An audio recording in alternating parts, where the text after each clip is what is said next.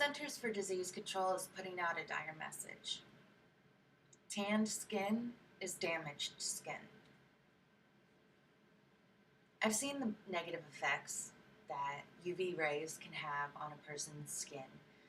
Being an esthetician and doing facials, I've seen the premature aging, the wrinkles around the eyes and the nose, and just the dry, leathery skin.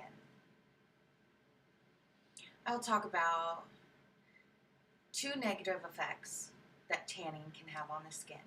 One being skin cancer, the other being sunburns. And I'll also talk about the best ways to avoid the damage. The first main point that I'd like to talk about is skin cancer. The International Agency for Research on Cancer includes UV tanning in its Group 1. Group 1 is a list of the most dangerous cancer-causing substances. It also includes plutonium, cigarettes, and solar UV radiation. UV rays cause 60 to 90% of melanomas, which is the most dangerous type of cancer. Skin cancer is the most common form of cancer. So common that 1 in 5 Americans will develop skin cancer at some point in their lifetime. One reason I believe it's so common is because of sunburns, which leads me to my next main point. Sunburns. With every sunburn someone receives, it increases the chance of that person getting skin cancer. With repeated sunburns, a person's skin can look dry, wrinkled, leathery, and discolored. It can also make a 20-year-old look like a 40-year-old. If you've ever seen There's Something About Mary, you know exactly what I'm talking about. Mary's neighbor was always tanning, had the foil shield to get as much sun as possible, and it looked absolutely horrible. It's not cute. Light damage accounts for 90% of wrinkles, pigmentation changes, and signs of aging. 90%.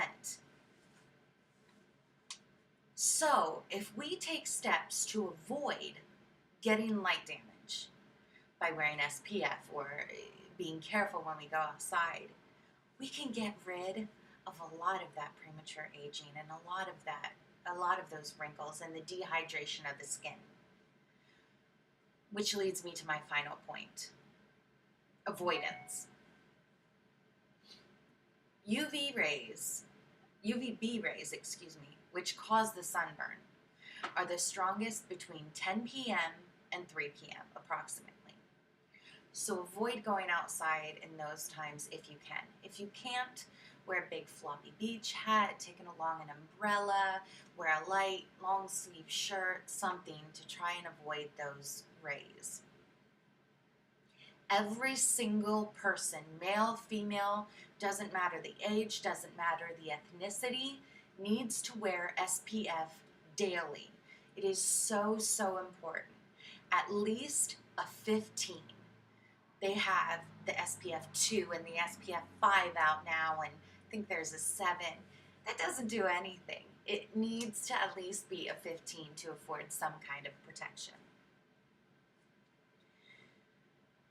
Good thing to know about that is 20 to 30 minutes before going outside is when you should be applying your sunscreen. If you're outside for a while, reapplying every 3 hours is what needs to be done. If you are perspiring a lot or it's wet outside, whatever, you're at the beach, every 1 to 2 hours you should be reapplying. If you go in the water, you need to reapply immediately. Good rule of thumb is use about a shot glass full of sunscreen. Pat it on, don't rub it in. Now, SPF blocks the UVB rays that cause sunburn, but UVA rays are the ones that penetrate deeper and cause skin cancer and wrinkles. SPFs don't protect against those.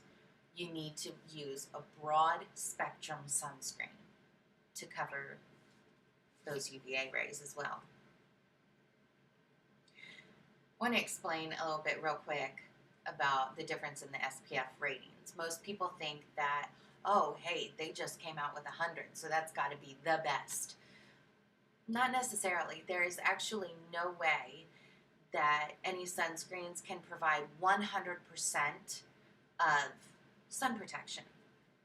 SPF 15 only allows 1/15 of rays to get through. So it blocks 93% of the sun's rays. SPF 30 allows 1/30 of the rays to get through, and it blocks 97% of the rays.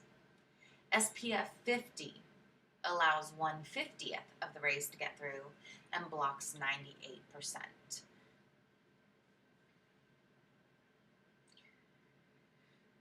So let me just cover the 3 main points that I went over today.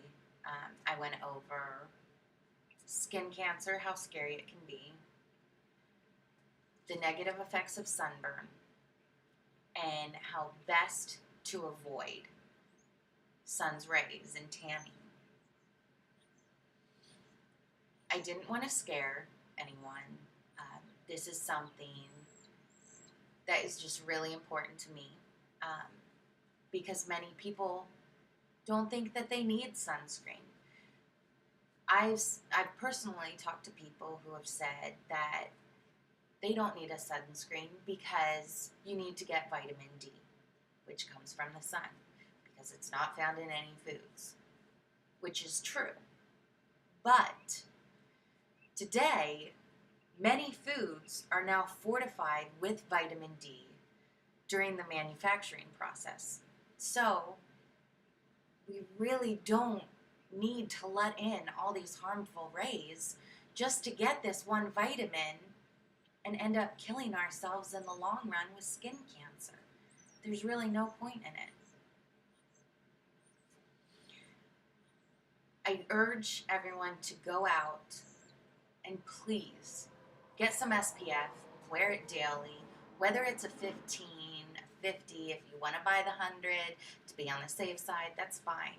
Just start wearing SPF daily. Put it on your kids, put it on your parents, put it on yourself.